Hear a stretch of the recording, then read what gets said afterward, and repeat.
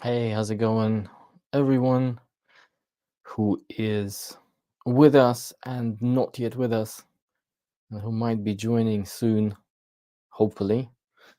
Welcome to this Amazon interview Q&A and coaching.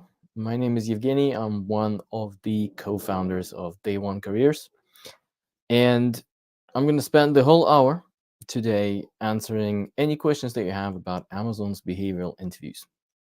Now, this is the first stream that we are actually doing not just on YouTube. So we're broadcasting to YouTube. We're also broadcasting to Gigi, our co-founder's LinkedIn profile. We're also broadcasting to my Twitter account, and I have no idea if you guys can actually see it. So if you guys can see me, if you guys can hear me, it would be absolutely amazing if you could tell me in the comments that everything's okay, you can see me and hear me, everything's working, and also tell me where you guys are watching. Are you guys watching on LinkedIn, on YouTube, on Twitter, and where you guys are from? Where are you joining? We're blessed with having a great community of folks from all around the world. So just let me know in the comments where you guys are from and where you're watching. So before we get into the weeds, and while I'm doing all the intros, you guys can start thinking about what questions you want to ask. So first and foremost, Day One Careers. So if you guys are attending this YouTube or this live stream, you probably know a little bit about us, but I'm just going to introduce myself very quickly. So my name is Yevgeny. I am the co-founder of Day One Careers. Day One Careers is used to be two separate businesses. One of them was mine, which is Day One Careers. The other one was Amazon Interview Wiz Academy, which was Gigi's, and we merged them together. So my background is, in terms of industry, is marketing. I've been at Amazon. I was at Amazon for 3 years, and I led the category of accessories within Amazon devices in Europe. Gigi was also at Amazon. She spent, I think, a little bit more time there than myself. And aside from being a senior leader and an interviewer and a hiring manager, she was also a bar raiser. Since leaving Amazon, I did a year at Apple, which I thoroughly enjoyed, and I was running Day One Careers on the side. And then at some point in time, I, similarly to Gigi, quit the corporate world, started Day One Careers, and we've been fortunate with having helped over 2,000 folks with their interview prep for Amazon. So that's all we do. So a bit of housekeeping for the questions, and it would be really good, again, if you guys can start thinking about what's on your mind. So first things first, the types of questions that we'll be answering. As much as I'd love to be an expert in all things functional when it comes to Amazon, if your question is about your specific functional assessments for your role, whether it is software development, supply chain, operations, marketing, or sales, unfortunately, unless it's something that's marketing related, in most cases, we won't be able to help because there's just way too many job families at Amazon for us to be able to give you advice for every single functional area. So on the other side of the spectrum, if you ask us questions about, let's say, something very generic, like, hey, I've got a loop in a week, do you have any tips? So usually our response to that is that, yes, we've got lots of tips. The entire YouTube channel full of tips and a blog full of tips. So look there. So find something that's a little bit more specific and that is related to your behavioral interviews at Amazon, and I think then we'll be able to I'll be able to help you. Now, Gigi is not going to be joining today. She's a little bit unwell, so we're going to wish her well, and we're just going to run the stream together with me and you guys. So with that, let me have a look at what we have in terms of questions and see where everyone's from. So we've got folks joining from YouTube and LinkedIn. We can definitely see that. I haven't seen a single comment from Twitter. I'm not sure if the stream is actually even live. I guess we'll have to investigate that later on. We've got folks joining from New York City, from Amsterdam. Hello, folks. No problems with sound or video. Joining from Chile. Oh, amazing. And we've got folks joining from Bolivia as well, and Oklahoma. So pretty widespread. So let's start having a look at a few questions. So let me just scroll down. And guys, as and if something comes to mind, just keep posting it. I'm going to be here for the whole hour. It doesn't matter how many folks we have online, and you can just keep on asking questions until we're at the top of the hour. So, bringing up this question from Nine-Tailed Fox 232. Excellent nickname. Let's go for it. So you have a loop in 1 hour. How lenient are the interviewers? Does everything have to be perfect? Business intelligence engineer role. Congratulations for having your loop. Oh, I think there's something wrong with the video. I see a lot of green bits here. Let me try and rejoin and see if that's gonna.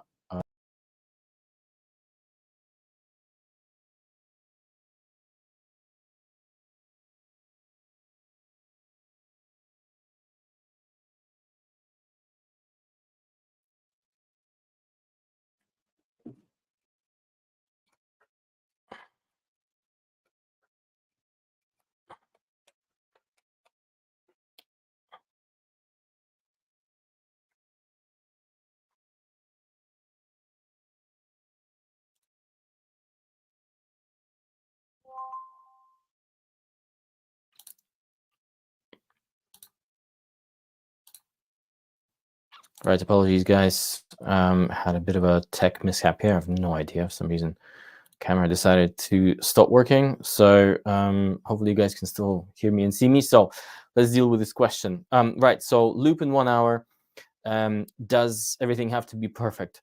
Well, listen, nothing is ever perfect. So I've never sat in a single loop process where during the debrief we wouldn't be when we discuss the candidate's performance during the loop, we wouldn't be somehow having a little bit of a debate.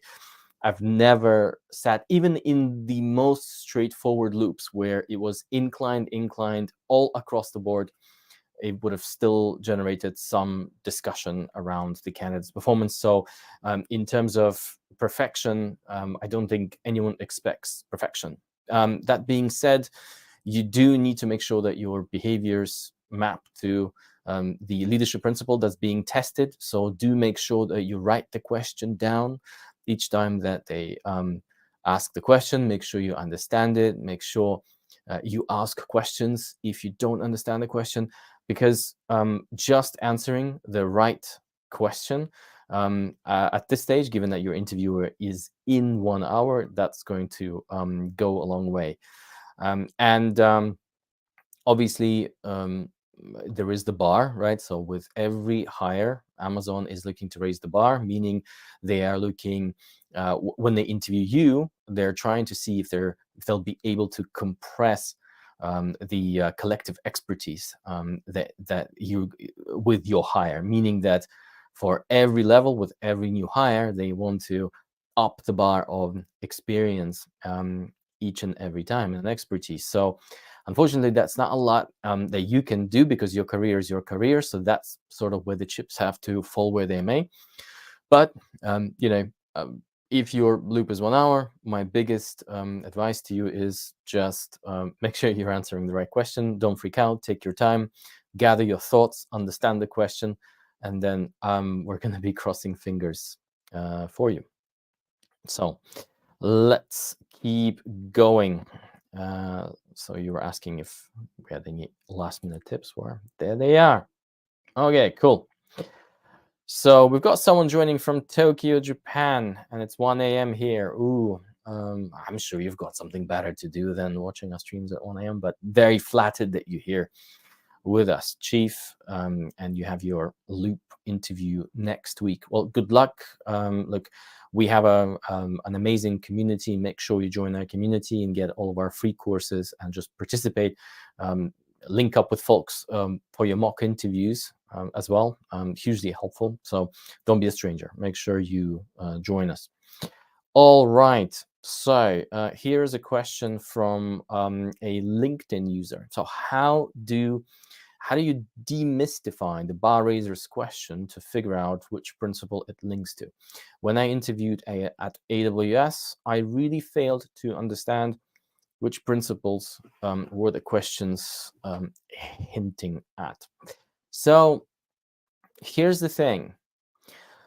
If you've done your prep well, if you've spent enough time understanding the leadership principles, preparing your story bank, knowing what facets and individual sub-themes of leadership principles they're testing, and mapping your stories to cover those themes, then when you actually get to your interviews, you shouldn't be thinking about what leadership principle the question is pointing to. You should just answer the question.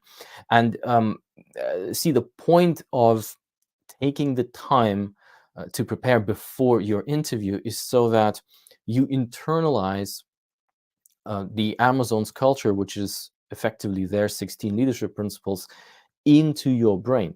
And what you also do is, when you prepare your story bank, right, your stories that map to these leadership principles, right, 2 per leadership principle, and you do this over a period of time, the fact that you sleep in between these sessions, it kind of uploads all that content into your brain, which means that when you come to the actual interview, you don't have to think about what leadership principle this question maps to, because you will know the leadership principles and you will know your content, if not by heart, but you will be very, very familiar with it. And so if in most cases these questions will already be familiar to you, and if they ask you a question that's not familiar to you, you still will be in the zone, so you won't have to think about, ooh, is this one in particular ownership, is it earned trust? You just answer the question. Lastly, what I'm going to say to you is, if after taking the time to prepare, taking the time to build your story bank, familiarize yourself with leadership principles, with their sub-themes, really looking closely at them, even after all of that, you come to your interview and they ask you a question and you still can't figure out what leadership principle this refers to, don't worry. Just focus on answering the question. And in 9 cases out of 10, all of the prep that you would have done by then, it would just help you deliver a better answer. So hopefully that helps. Let's keep going. So, okay, here we go. So this one is from Kamal. Hey, Kamal. I think it's you who's joining from Tokyo, if I'm not mistaken. So let's have a look. What it is like during the first month or 3 months at Amazon. What do they expect and what do they offer? Okay, so in terms of what it's like, I believe everyone's experience will be slightly different. And the reason why I think that's the case is because Amazon is so huge, not in terms of the geographical spread. I mean, there are Fortune 500 companies that are more geographically spread out than Amazon, for sure. But Amazon is still quite spread out in terms of geographies. And obviously with these geographies, you're going to have different cultural aspects. Like Amazon obviously wants to believe that at its core, the culture is the same. It's the 16 leadership principles.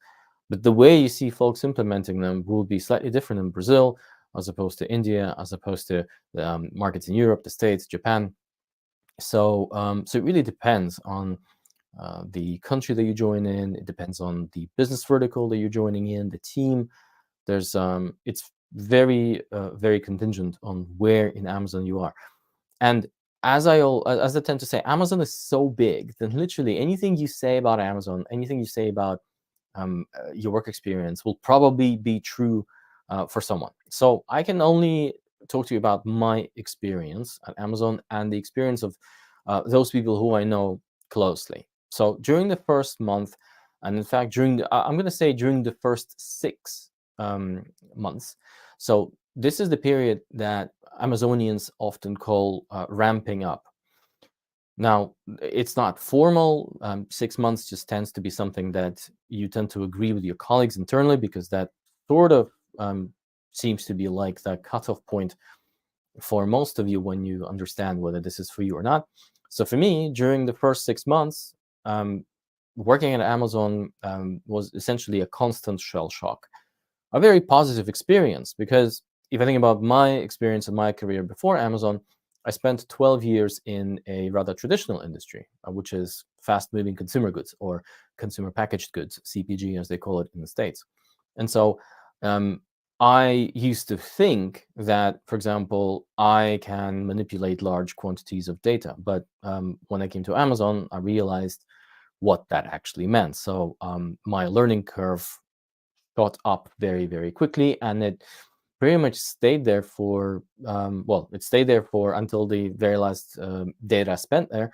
But during the first 6 months, it was the steepest. And so I was basically walking around trying to learn the ropes of how Amazon operates, how Amazonians think, trying to build some relationships, trying to learn how to operate within the Amazon environment with the tools and systems that I just never ever had any experience with, save and except the good old Microsoft Office. So, and it seems like this quote unquote shell shock that happens during the ramp up, it's the same for most folks that I know, regardless of what industries or companies or backgrounds they come from. Now, what happens then is, once you're kind of through your 6 month period, things start making sense. And when things start kind of falling into place, it's an incredible feeling of liberation that you experience. Because, to be honest, during the first 6 months, and I know for a fact I'm not alone in saying this, a lot of folks are feeling like, wow, will I ever be able to actually handle this?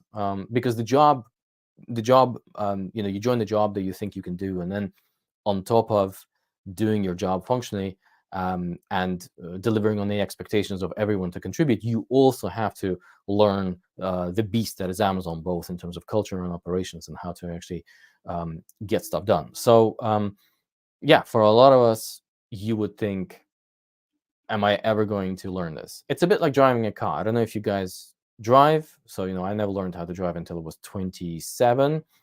And when I was starting to drive the car, I mean, when I was learning during the first, I would say, 3 to 4 months, I was sweating all the time. And I actually thought, you know what? I have no idea how folks actually learn how to drive. How can you be a confident driver? Obviously, most of us shortchange our brains, because your brain does kind of rise up to the challenge. So your brain will also rise up to the challenge. But the first 6 months, expect a very fun roller coaster learning experience.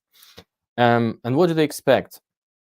Well, it really depends on the team, because some teams, those that don't have that much urgency, they tend to give you a bit more time to just learn the ropes, and perhaps in document reviews, which is the equivalent of presentations in other companies, to make more mistakes. So people will, generally speaking, your colleagues, your senior leaders, they might give you just a lot of leeway to learn. And then in some other teams where they're under a lot more pressure, perhaps they're more understaffed, maybe your manager is super stretched, and they will expect you to start delivering a lot quicker.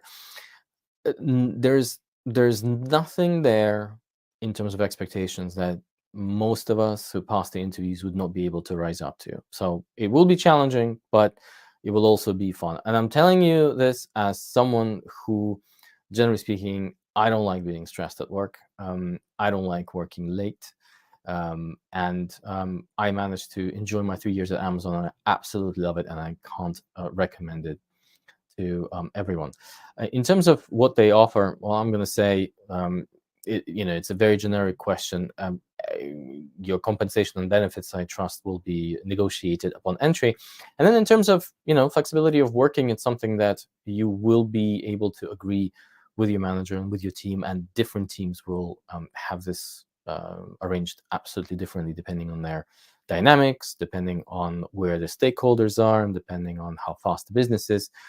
From what I can tell, and from my experience, Amazon is a very mature organization in the way that if you treat your work and your business with a heightened sense of ownership and in a very mature way, the business responds in the same way. And so, I have never had a single family commitment that I was unable to attend when I was at Amazon. That's it. And I've got 3 kids, by the way, and I've had 3 kids when I was at Amazon. So, and they were between 2 and 3 years old. So I was a pretty stretched parent, and yet Amazon worked out for me pretty well. Okay, so let's keep going. Here's a question from Constantino. This may sound basic, but the thing I struggle the most is when using we instead of I, because I'm a team player, and I think the we is more important. How important is that during the interview? You just focus on I. That's a very good question. So, Constantine, I'm just going to pop this back so that my face is being cut off by the question. So, now I totally understand you. And look, when Gigi and I coach candidates, this is the question that we hear a lot, or not necessarily the question, but this observation that the reason why we tend to throw we instead of I so much is because we all work in teams, and teamwork is very important, and we is more important than I. And I'm going to give you a secret, right? Secret, quote unquote, that at Amazon, it's also we, right? So you're going to be working with teams at Amazon, which are maybe just smaller than teams you might have experienced outside Amazon and other businesses. Amazon is still trying to adhere to its 2 pizza team size, so kind of roll with self-sufficient smaller teams. But that being said, yeah, so in terms of your work inside Amazon, it will not, the core premise of delivering together and as part of a team, that will not change, right? The individual ways of teamwork dynamics might change at Amazon. It also might change depending on your vertical at Amazon and the team culture. But generally speaking, everyone works in teams. You're not going to find anything crazy different there. The reason why this I versus we thing comes into play is because this is an interview, right? It's a very weird experience. It's a weird predicament for most of us. It is an experience where the interviewer is trying to see if you as an individual will be able to deliver on what they expect, right? Raise the bar, demonstrate behaviors that fit the culture at Amazon, which is the 16 leadership principles. Now, ask yourself the question, if you were in the interviewer's shoes and you would see someone who is always saying we and never says I, how would you be able to credibly isolate your interviewee's experience and your interviewee's contributions? And the answer is you wouldn't be able to. And if you can't, then I guess how can you make an objective and credible hiring decision? You can't. So for this experience only, right, for the interview, you just need to make an exception. You need to make an exception, and you have to focus on your personal contributions. Now, I'm going to give you a hack, it's a mental hack that I recommend to everyone, and I also used it myself. This hack allows me to almost allow myself to say I without feeling that I'm being selfish or I'm not giving credit to everyone else. So whenever you find yourself telling a story about a situation where you worked as part of a team or you led a team, talk about yourself as I, but do detail the steps that you took in order to drive the teamwork. So, for example, if you came up with an idea as part of a brainstorm, talk about scheduling that brainstorm, talk about inviting the team there, mention who you invited, how you ran it, and then when it's absolutely clear that you were in a leadership capacity, someone who reached out and marshaled the expertise of people around you, then you can drop the we, and you can say, and we came up with the idea. Do you see what I mean? Also, if you needed to reach out to someone, to negotiate with someone, to convince someone, there's no need to say we. You can just say, well, I went and I spoke to this person, and I had a meeting with this person. I presented this to this person. So there's always a way to talk about yourself as I, without feeling like you're being selfish or you're not giving someone's credit, because all you need to do is just explain the steps that you took while being I, to drive the we. So I hope that gives you a useful framework. And yes, it is very important that you stick to I just for the interview. When you join, it's going to be we all over again. Okay, so let's keep going. There's another question from Constantino. So how accurate should you be in your metrics and data when answering the behavioral interview questions? As accurate as you can be. That's my response. The more accurate, the better. Now, let's be honest. The only person who knows the real data behind the stuff that you did is you, no one else. Unless what you did and what you accomplished made it into the Wall Street Journal and everyone read it and it's been in the headlines. To be honest, what you accomplished as part of your project within your company, um, within your department, and unless you launched the original Nike Jordans, only you know, right? So it's kind of down to you to pick the data that you want to share. And the more precise and the more accurate, the better. Again, take your time, do the prep, write the data out, have your notes during the interview. There's no expectation during Amazon interviews that somehow you're going to be able to fish out all the stuff from memory. It's not a memory test. I know some interviewers sometimes believe that interviewing is a memory test, and they want to catch the interviewees out and see how well they remember their data. And if they don't have all their data from the top of their head, it means that, ooh, something's fishy. I have never met a single Amazon interviewer who thinks this way. So have your notes with you, have all the data that you remember with you. Now, if the only thing you can remember is ballpark data, then just mention it. This is ballpark. I don't remember, or I don't have the precise figures anymore, but it's in the ballpark of this, and I achieved something in the ballpark of that. Now, just make sure that it sounds plausible and realistic, especially if your interviewers share the same industry background and they can sort of benchmark your data versus their own experience. Now, if they don't share the background, maybe explain. For example, the other day I was coaching a candidate who was telling me a story about when she worked in an ad agency, and their client, a car manufacturing company, came to them and said, "Hey, we need a digital marketing campaign because we're launching this new car model, and we want to sell 300 cars." 300 cars, right? Not 3,000, not 30,000 or 300,000. We want to sell 300 cars, right? I was quite shocked because I thought, well, hang on a sec, 300 cars, how is that good, right? Now, as it turned out, 300 cars in that particular geography, in that particular market, is a great result, right? But only you know what great looks like in your niche, right? In your market, in your world that you're presenting through your stories. So as long as you as long as you're able to explain that, if there are any questions or if some of your numbers seem off, then it's absolutely fine. So be as precise as you can and have your notes with you. That would be my recommendation to you. And remember, it's not a memory test. So you can even tell the interviewer that you've got your notes here, and just tell them that hope you guys don't mind. There's a I'm ready to talk about my experience, and I've got quite a lot of data to just demonstrate my accomplishments. I hope you don't mind, guys, me having my notes up and running. So that is that. And then I think we've got a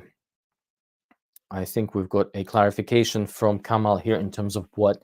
All right. So your clarification in terms of what does Amazon offer during the first 3 months of support. Okay.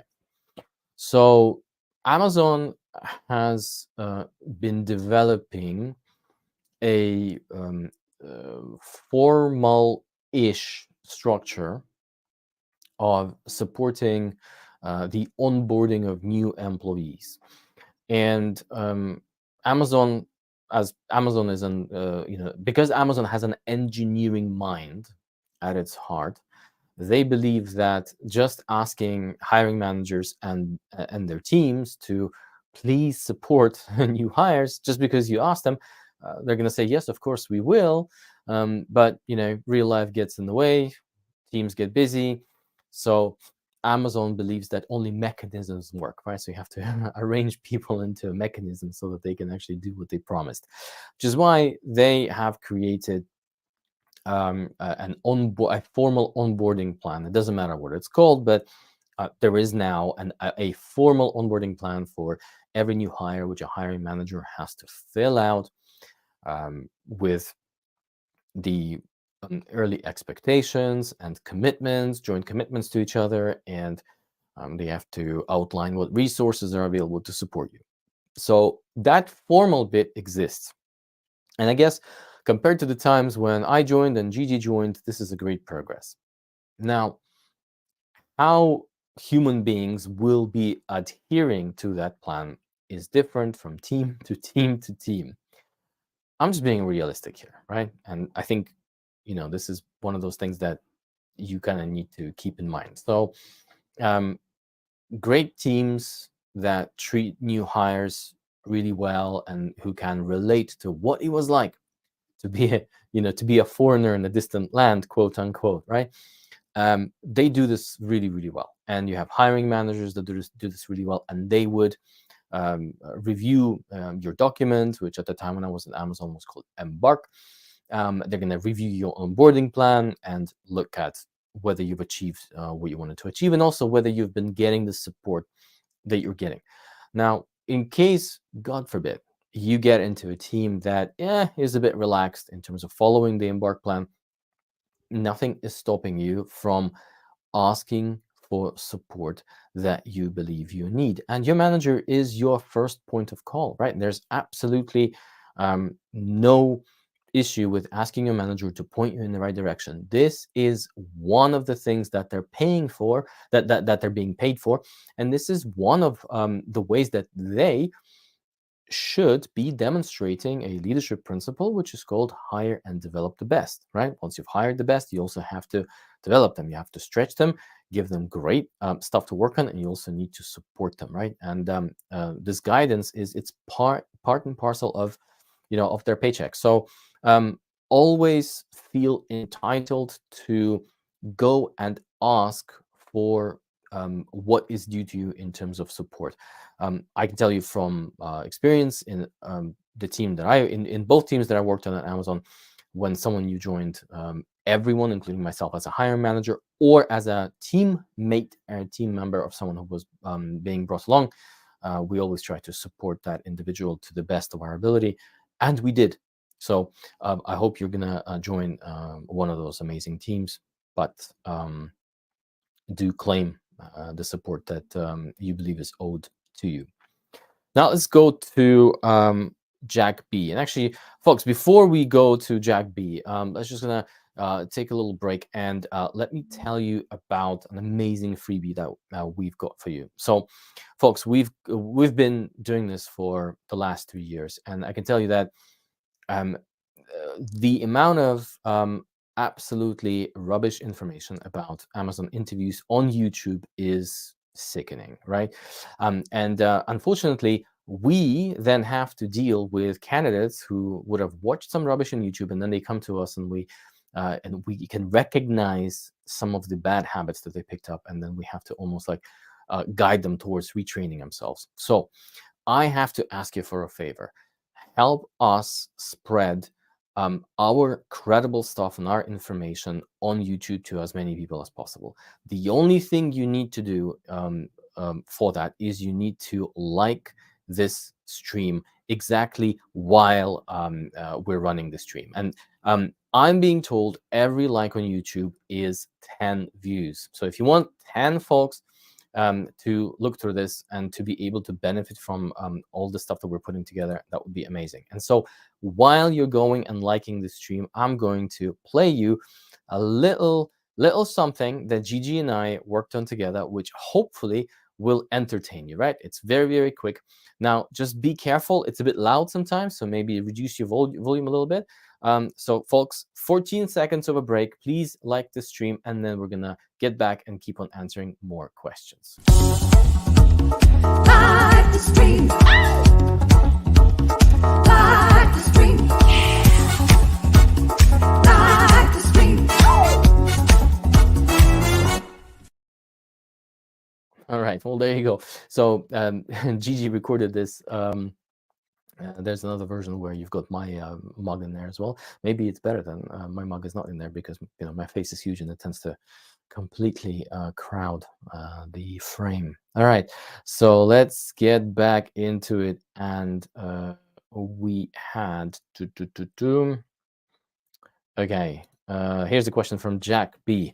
In the final round interview with 3 interviewers, will they all ask behavioral questions from different LPs, or can they overlap? At the end of each interview, can I ask some questions if it's opinion based? Right. So the second question here, can I ask same questions if is opinion based? I have no idea what you're asking here. So Jack, if you could clarify this question, just type it in, clarify what it is. I promise that I will get back to you, right? So meanwhile, I'm going to start answering the first question. So do leadership principles overlap? So they should not. When folks go into the panel style interviewing, the loop, leadership principles get assigned to every interviewer, and they're not meant to overlap. Now, I will be honest with you, in my entire career at Amazon as a hiring manager and interviewer, and then my 3-year career as a business owner and a coach of candidates to Amazon, I encountered one case of when someone had their LPs overlap during the loop, and then the Amazon recruiter had to call and apologize, and they had to invite that individual for another interview to take off that missing bit. So it happened only once.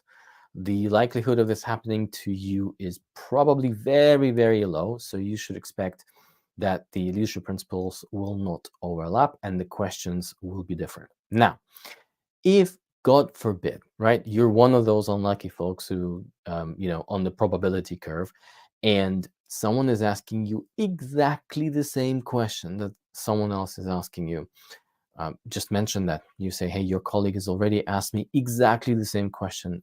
Just wanted to double check whether you really want me to answer this one, and just leave it there. And if they do want you to answer exactly the same question, just go ahead and answer it. You can tell, and you can also say, hey, as it happens, someone in the previous interview asked me exactly the same question. Do you mind if I use the same story to answer it?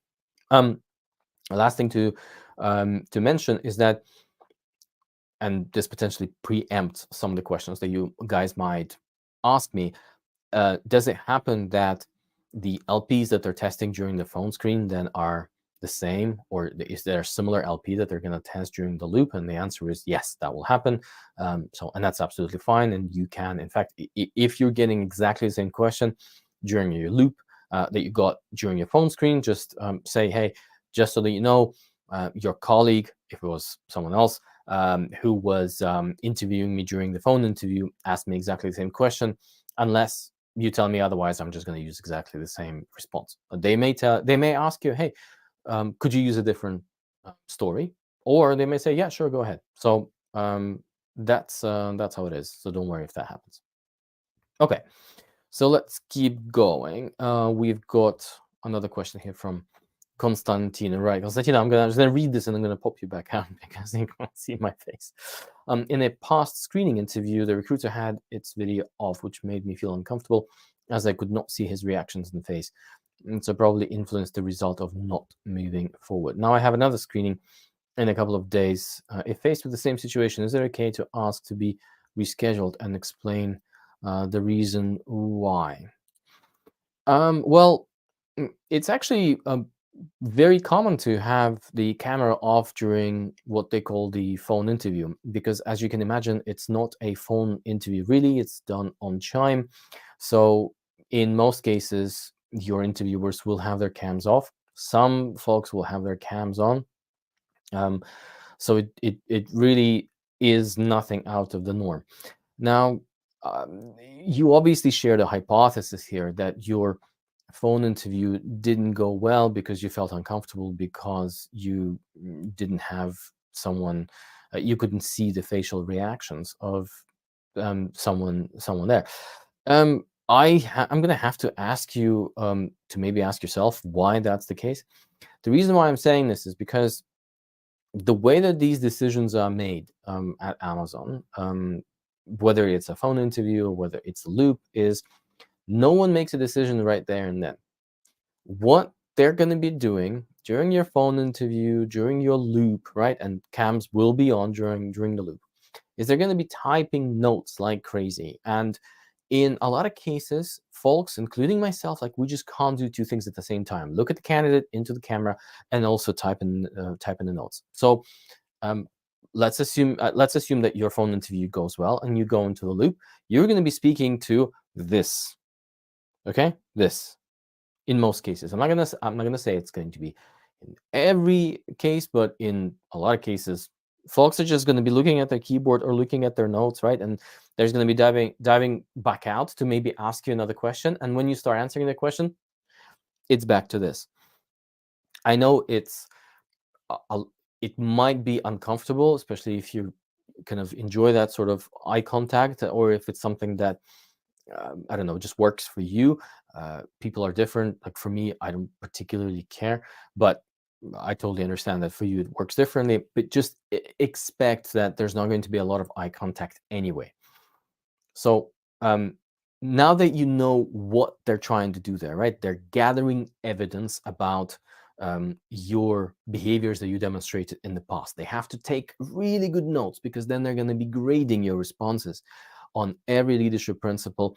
And then they're going to be discussing during the debrief with everyone else who interviewed you. They're going to be comparing notes, comparing gradings, challenging each other. The bar raiser will be challenging everyone else who was interviewing you. So the notes are super important for the interview, and they will always prioritize that because that is hard evidence over maintaining eye contact. So if you can sort of let it slide and knowing this information, then that's great. If not, then all I would say is just ask your interviewer and say, look, is it okay if if I have our cameras on, because I feel a bit more comfortable just kind of knowing I'm speaking to a real human being, and that's it. And just do that.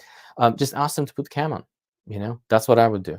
I wouldn't ask to reschedule because you're uncomfortable with, because the cam was off. What will that solve?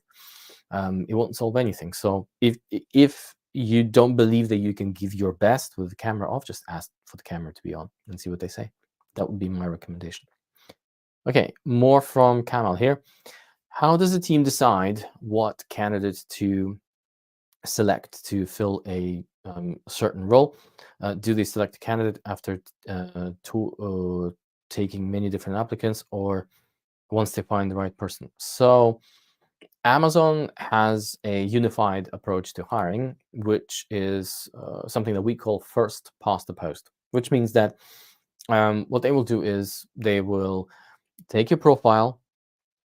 So let's assume that you've passed through your resume screen, right? So someone screened your resume. Your resume got bumped into the next stage, which is the hiring manager review. So the hiring manager said, "Oh, it's an interesting person. Let's invite them to the phone screen." And once, let's assume that you were successful, you passed your phone screen, they invited you to the loop. So they will try to get a certain number of people to line up to do the panel style interviews. Now, what they're going to be doing is, as soon as they find someone who raises the bar, so where the bar raiser and the hiring manager both agree that they raise the bar at the level that they're being interviewed for, an offer will be made almost automatically. right? Now, what's going to be happening with the rest of the folks? Either they might be called and said, hey, sorry, we've already offered someone, or if the hiring manager slash recruiter slash bar raiser, well, it's mostly hiring manager and the bar raiser, if they believe that you guys have you have an interesting profile, they might still want to interview you to pre-clear you for Amazon at this particular level, at this particular role, especially if they have a number of roles in their team, or if they know that there are some similar roles in their sister teams. And then they will say, look, you've interviewed really well. You will fit Amazon culturally because you interviewed well on the leadership principles, but unfortunately, we had to offer the role to someone else. However, you're pre-cleared for Amazon for the next 6 months for similar roles at the same level, which means that you can find yourself a similar role at the same level, and then the only thing you'll have to do is just have a quick chat with a hiring manager. You won't have to go through the whole loop again. So that's the answer to your question. It's first past the post. They don't compare candidates, but it does have that ramification that the minute someone kind of climbs over that bar, they have to make the offer. So there you go. Okay. So here's Funky and Company. First amazing content. Thank you. Love hearing that. Working really, really hard, countless hours on bringing you this content and everything else that we have in stock. So have watched almost every video you've posted and it's been really helpful. You have your writing portion of the loop next Monday and Tuesday. Any tips on the writing portion? Sure. Just be clear, concise, to the point. Avoid adjectives and adverbs. Substitute them with numbers. And write in kind of a loosely in the star format, so beginning, middle, and end. No need to use subheadings. Situation, tasks. Don't do that. Just deliver a clean sort of narrative that has enough connective tissue that just kind of flows on its own. 1.5 pages max. Like there's usually no need to create a document that's longer than a page to a page and a half. And just keep in mind one thing: they're only evaluating the quality of your writing, so they don't evaluate the actual content of that writing. So from that perspective, again, there's no need to bloat it to 2 pages or anything like that. So that's about that. That's the only thing I can tell you. So just don't worry about it. It's a tick in the box exercise. And they don't expect you to write like an Amazonian, because they'll teach you how to write like an Amazonian. They just want to see that there's promise there, right? Like this person will likely be teachable how to write like Amazonian. Okay, let's keep going. So we've got Antonia here. The question is, I know that Amazon typically offers internal candidates lower compensation packages than an external, pound for pound, yes. If I try to negotiate a salary figure that is similar to an external, would they go for it? Right, let me just try to understand. Antonia, can you just clarify whether you are currently you're currently an internal candidate or an external candidate? Because your question would make sense if you try to negotiate a salary that is similar to an external, which means it has to suggest that you're an internal candidate. Whether you'd be able to negotiate a salary that is similar to an external, you would have to. So I'm not going to say no, because nothing is impossible in this universe as long as it kind of fits the laws of physics, right? But you'd have to, you'd have to, I guess, in a situation, right? Let me just backtrack. So the only time when this would make sense is if you're being promoted to this level, right? So let's say you're being promoted from L5 to L6, and you want to negotiate an external type L6 package. So now you may not know this, but you might already get an external type L6 package because you've been doing so well in your previous role that your range penetration for the previous level is so high that it actually is kind of scratching where an external offer for the next level would come in, right? Or it could be not that far from that. So that's possible. It really depends on how many of those top ratings you've been hitting in your current role. Now, like assuming we don't have that overlap and you're being promoted to a particular level and you want to negotiate a much higher package, you must justify why you're doing that. And you need to do that. You need to do that not at the time when your package is being offered to you, but you need to do it quite in advance. The reason, and even if it's not a promotional situation, even if it's just an annual compensation review, which comes as part of your performance review, you need to start having these conversations early in advance with your manager, because all of these compensation decisions are being done top down without any consultation with the team members. So unless you bring this up during the time and before your manager locks your compensation level, assuming that it is just an annual compensation review, there's nothing else that you'll be able to do. I mean, obviously you can ask for an off-cycle compensation review, but it's just a lot harder. Now, all I will say to you is this: if you believe, and if you have a good reason to believe that you are being undercompensated, and you can lay out that data, and you are an exceptionally valuable employee for that team. So look at your performance rating. I know, Amazon is a bit finicky on whether to share them or not, but you can tell, right? Then do it. Always be prepared that they're going to say no, right? You can negotiate, and there's absolutely no harm in negotiating. But you have to negotiate hard in terms of you need to be data driven. You need to present some very clear rationale why you believe that your current compensation package, or the one that's being offered you as part of a promotion, is unfair. You're going to be fighting against a mechanism that tries to prevent these things from happening, right? And again, Amazon will throw all sorts of things at you in terms of labor statistics, and the fact they're just going to say, we track all these roles, and we believe that based on the labor market in the area where you work, you're being fairly compensated and all that stuff. So just expect that to happen. At the end of the day, it's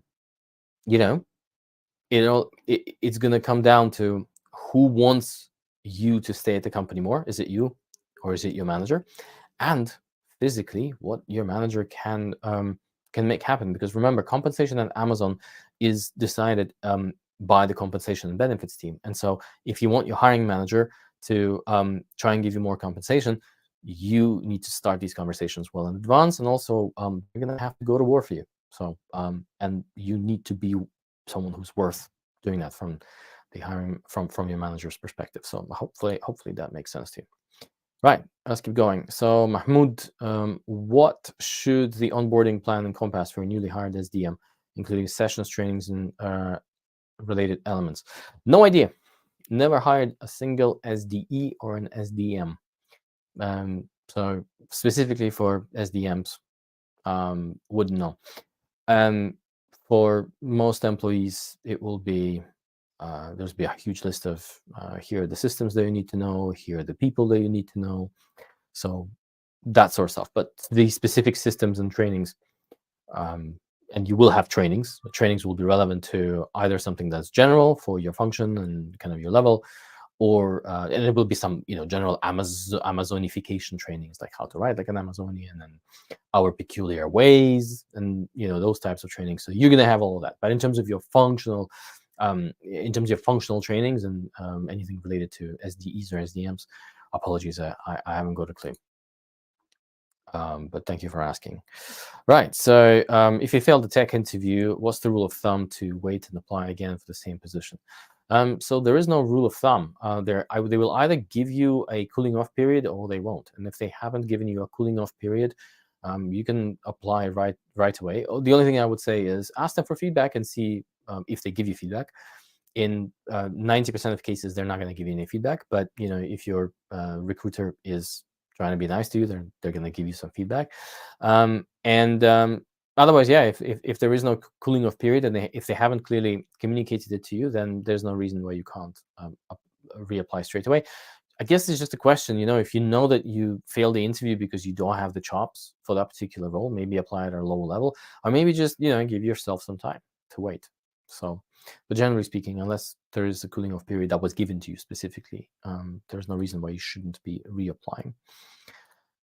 As a current team lead at Amazon, I've passed my phone screening and in 2 weeks probably, I have my panel. As a prospective area manager, what LPs I should expect? To be honest, it's down to your hiring manager to define those LPs. So we wouldn't know because there is no set kind of list of LPs per role. It depends on the hiring manager. It depends on what they believe the LPs in ops or for that particular role are important. All I would say is, if in doubt, join our community. And then there's a link that we have in there where you can book a review with Gigi, where she's going to look at your role profile and she's going to list all of the most frequently appearing LPs. And so that's something that you'll get some advice. Also ask the hiring manager, what LPs do you believe are critical for someone to be successful in this role? So for internal Amazonians, if someone asked me, I would immediately give those away. So that's that. Cool. So let's keep going. Why is it so hard to land an interview at Amazon? Is there anything specific that we can do to increase the chances of landing an interview? So to land an interview, to be honest, it really depends. So the language that you communicate with prospective employers at the time of trying to get an interview is your resume, right? That's all you have. That is your language of communication. So if you look at your resume needs to sell your functional profile and make someone believe that you can knock it out of the park if they hire you to do this role, right? Okay, that makes sense. I haven't rediscovered or the wheel for you. However, you may not get an interview because either they just don't believe your profile fits. Nothing wrong with that, I've had plenty of those. Or the resume doesn't communicate your profile in the same way as Amazon needs it. Amazon doesn't need anything specifically special, but I've reviewed so many different resumes where I just could not figure out whether this person is actually a fit or not a fit. Why? And I'll tell you why. Because Amazon is a very high volume application place, right? Like everyone wants to work at Amazon, not just at Amazon, right? Like if you look at Amazon, Apple, Meta, all these big businesses, I'm sure OpenAI is now getting a fair share of applications. And as a hiring manager or a recruiter, for that matter, you drink from the hose on those resumes. Like they just fly from everywhere. What does that mean? It means that as a recruiter or a hiring manager, you only have like seconds, right? Like literally seconds to study a profile, because you have to study these profiles, especially if you're a hiring manager, on top of your daily job, right? Like there's no, you're not getting paid specifically for that particular exercise. And it's like digging for someone who you're really excited about in terms of their profile. So from that perspective, the simpler, the clearer your interview is for a human review by the recruiter, and the easier it is to index for their internal applicant tracking system, the better. That is at a very, very kind of core level. If you want your resume to be reviewed, we have a service. So join our community. So get any of our free courses. You'll see them on our websites. Immediately, you'll get an invite to our community, and you can book an in-depth resume review, which hopefully will identify any issues that you have with your resume and get it reviewed. But the general bits that I've just told you, that's kind of what we would be looking at. But the fundamental reason why it's difficult to get an interview with Amazon is because there's a lot of people who want to work there. So, let's keep going. I'm a top performer in my organization, but I rarely get interview call from the top company. Is referral a must for director level position?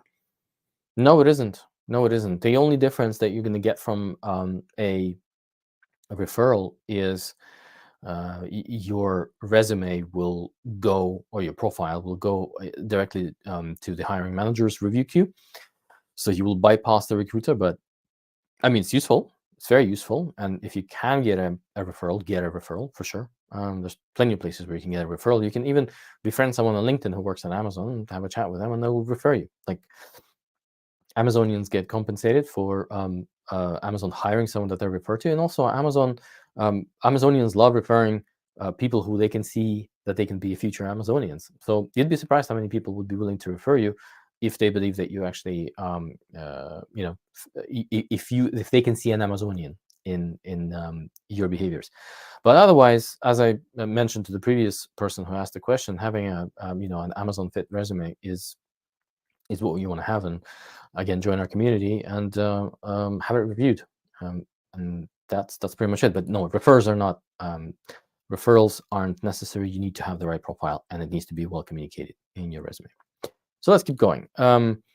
Is it okay to use a few behavioral question stories from the screening calls in the panel interview? I have 14 stories outside of the ones that I've used in the phone screen. So yes, just again, answered this already.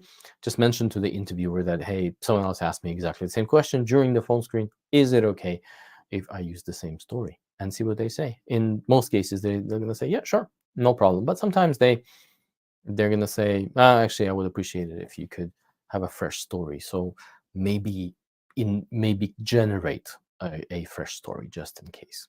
And that would be my advice. Okay. So we're just going to do one last question before we go, folks. And that is, if I get rejected from TPM after an on-site, what options do I have? No feedback. I do not know if it was my fault or they filled in position internally. Should I follow up or be connected with the team? So you can and you should do all of the above, right? Because there is no downside. There is no downside for following up. There is no downside for connecting with the team on LinkedIn. There's literally no downside. The worst that will happen is they're going to say, sorry, we can't give you any feedback. That's it. That's literally it.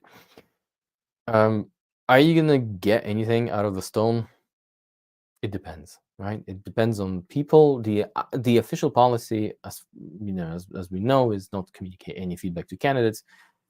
Some recruiters will give you some feedback after following up.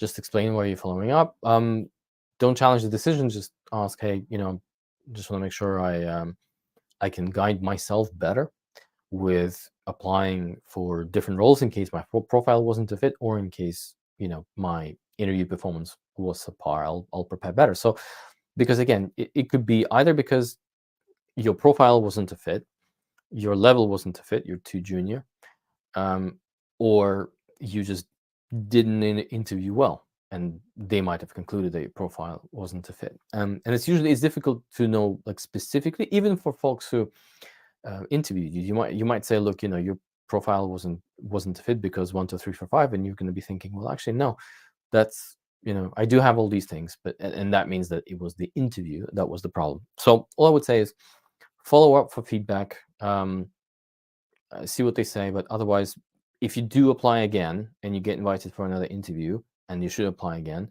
make sure you invest some time in the prep.